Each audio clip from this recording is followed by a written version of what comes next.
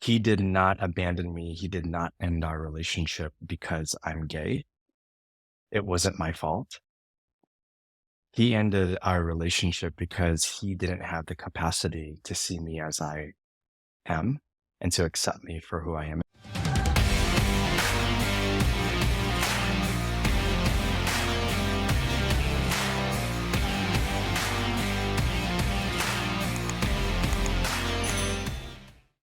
What is something that you endured alone or in silence or without support or without help that you're open and willing to talk about? The thing that I'm most comfortable talking about right now is uh, being gay and closeted, and mm, knowing at a really young age that I was different from all the other boys, Yeah. and also knowing that um, I was, it was, it was really scary for me to be gay, to be in a very conservative, fundamentalist Christian church, and then also be part of the Filipino culture. And it was super lonely. There's an uncle that you were really, really close with that you weren't close with anymore after you came out, right? Yeah, yeah, Yeah. that's right. My uncle was like my father growing up. He was the man that I looked up to for half of my life, really. And when I came out to him, he completely abandoned me. I haven't talked to him since. Been Mm. when was that? 2011. What is it? 2024. So 13 years. Been 13 years. What was the contrast like? Like the closeness that you guys had versus the disconnection afterwards, right? Like how stark was that for you? It was the first time where I felt. I think it was the first time I felt human, really. And what I mean by that is like I can be hurt. I can feel hurt.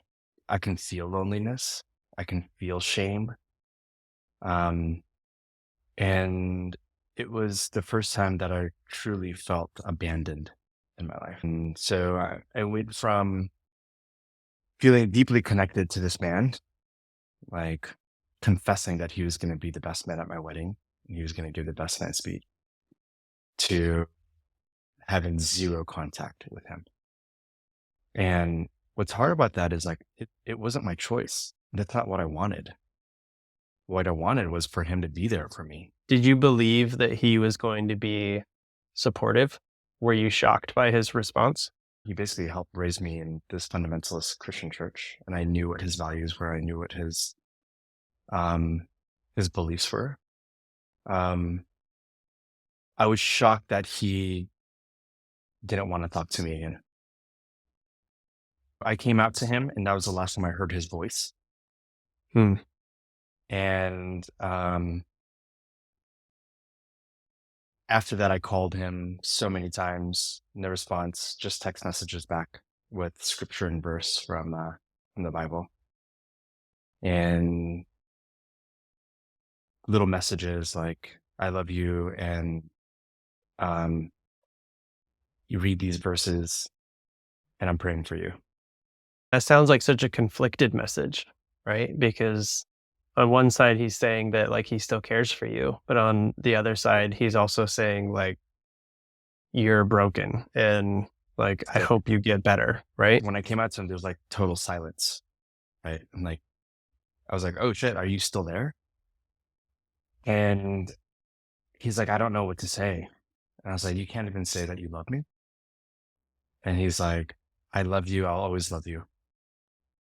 And then he's like, "I gotta go." Wow.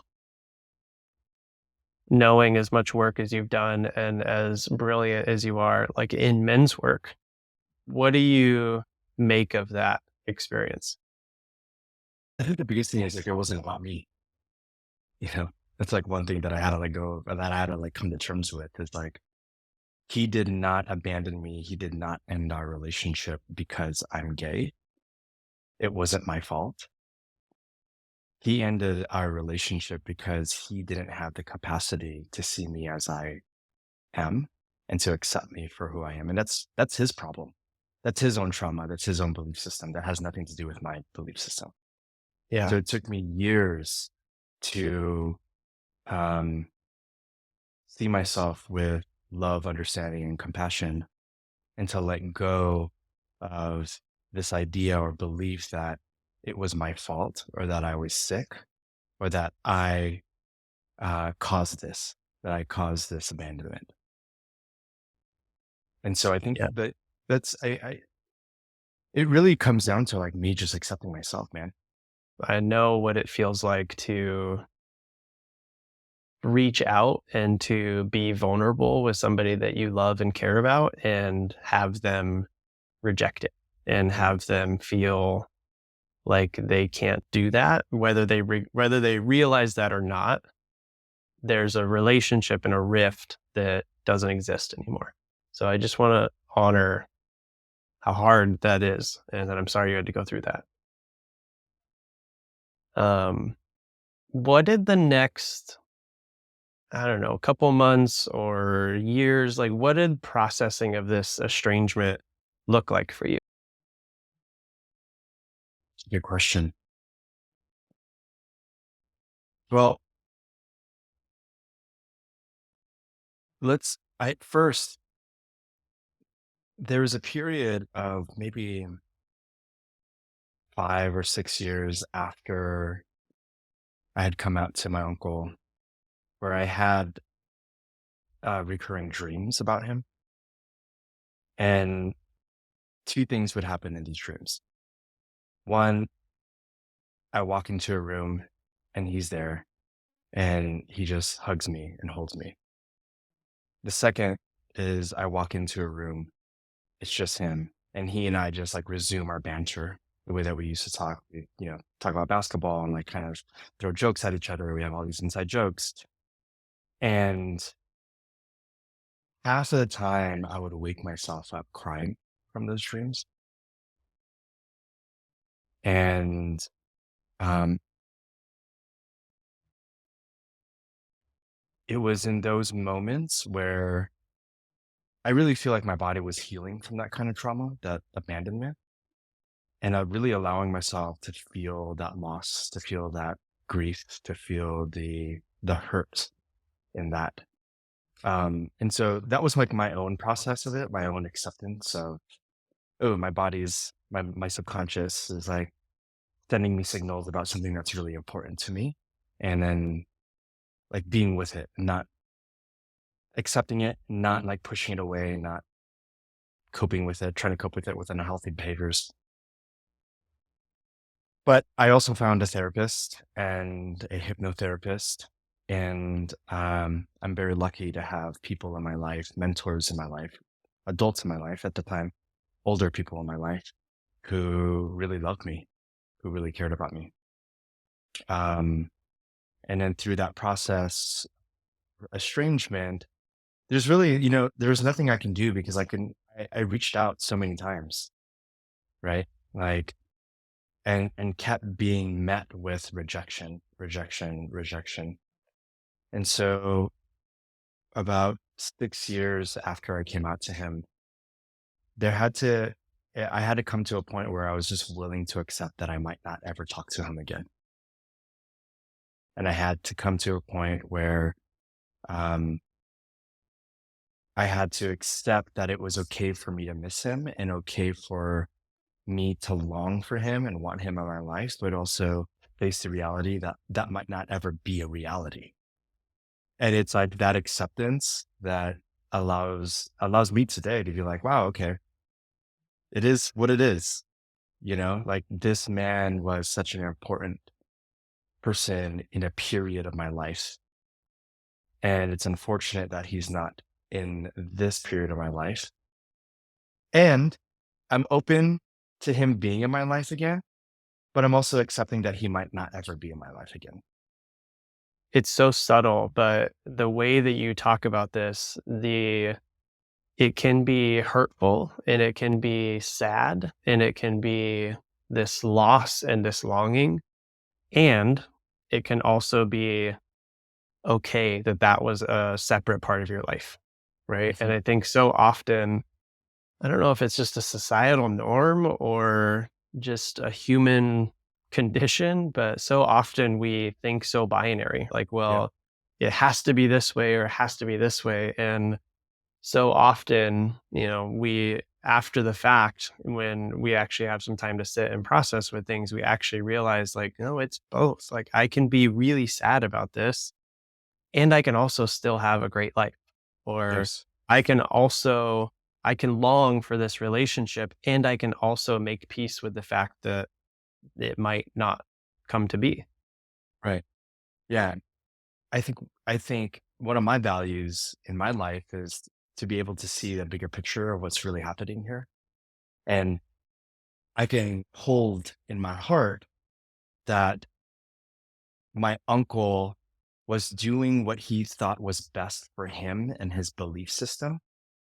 And I can also hold that that's not my belief system. And he didn't mean to hurt me like that. That can Yeah. also be true.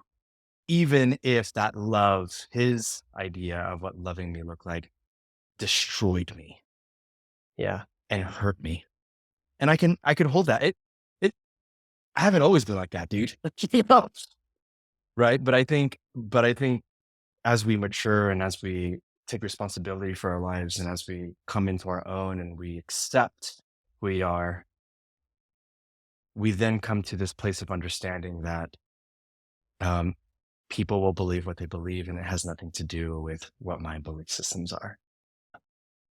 I resonate with so much of that. I know you know this, but it's been nearly 5 years now since I've had contact with my family, like with my mother and my father, and I can resonate with so much of that. There were so many times when, like, not only do I remember, like, word for word how that last conversation went, and I've played it so many times over in my head, but especially being a father and having, a son who's now not able to have his grandparents around. That's when I find myself aching the most, Mm, is I've been able to make peace with, like, it can be that they're not able to, like, show up in this way, and it can be that, like, we have 2 very different lives, even though I know they love me and I love them dearly, like, we can separate that. But I get lost when it's my kid, when I worry, does he know? Does he know the difference or does he know why? And thankfully, he lives a beautiful life, and so, like, the question doesn't come up, but, yeah, I'm curious, like, how have you gone about rebuilding a life outside of that, or building, your own kinda tribe? one of the keys to living a long life is having people in your life that you trust that you can lean on. And then it's not just like the people in your life that you can like, do activities with, play games and hang out with, but it's also the people in your life where you trust to call when you are in a bad place, when you're struggling. Like that is very important here in our community. Um, and it's like it reminds me of like, my a relationship like I have with you, right? It's like if I was like in a really dark place, I know that I can call Brent and Brent would give me what I need. He would serve me in the way that I needed without me having to ask, right? There aren't that many people that can do that for me. I know that if I came to you, you would listen and you would be there and you would hold the space for me and you wouldn't try to fix my problems. You might give me a little bit of advice. You might give me a different perspective, but you're not there to change or to fix me. And that's different, right? And so for me in my life, in my community, I need people like that. What comes up for me is I have a close friend of mine for years. His name's Andy, and I'll call him when me and my wife are struggling, and he doesn't do what the typical, I think, person does, where, I'm like, oh, like, Aaron did this and this happened, and I'm upset, and he's like, yeah, you should be upset, and just like throw more logs on the fire, right? But he just says, I'm sorry you're struggling, and maybe offers another perspective, right? And Hmm. and gives me the safety to show up, like, as I am, but also helps me to get out of like my own way. I Mhm. know I had a really bad tendency of doing this a lot where, I would like find the things that validated why I was upset and then Right. let that create this like steamroll of events. And what it sounds like I'm hearing you saying is that you have these people who love you unconditionally, but also are willing to just simply hold space and Yeah. help you get outside of whatever your singular lens may be. Yeah. And you know what's real is also sometimes I need that cheerleader with me to say, yeah, yeah, hell yeah, I'm on your side. Yeah, that's messed up, man. Yeah, you deserve better than that. I know who to call for that kind of response, for that kind of help. Right. And sometimes I just need someone just to listen and I know who to call for that. Right. And so Yeah.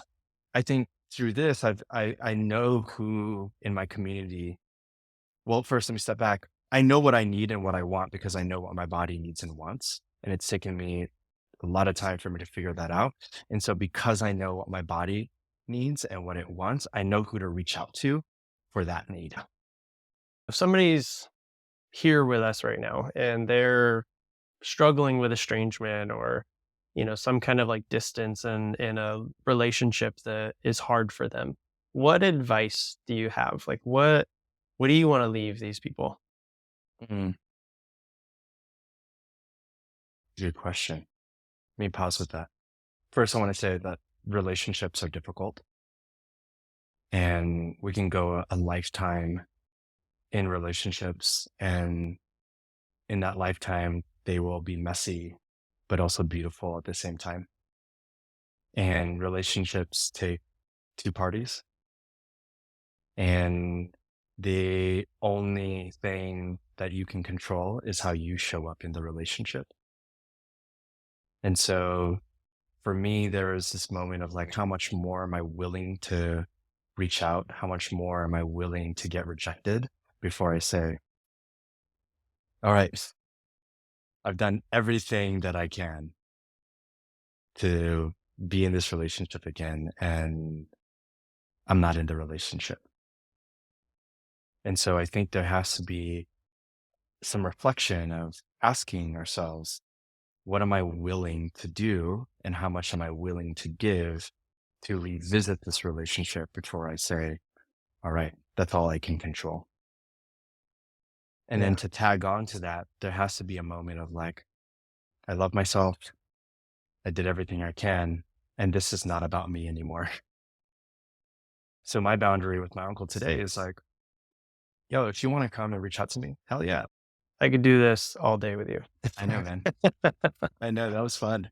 Mike, the last thing I want to say is just how much I love having you in my life and how much love and care and support and how much stronger and better of a man I am, like just simply because you're in my life. And um, I thank you for being in my life. And I thank you for all of the lessons and things that you've gone through to become who you are and help me be who I am. So thank you. Likewise, man. Feelings mutual, brother. I love you. Love you.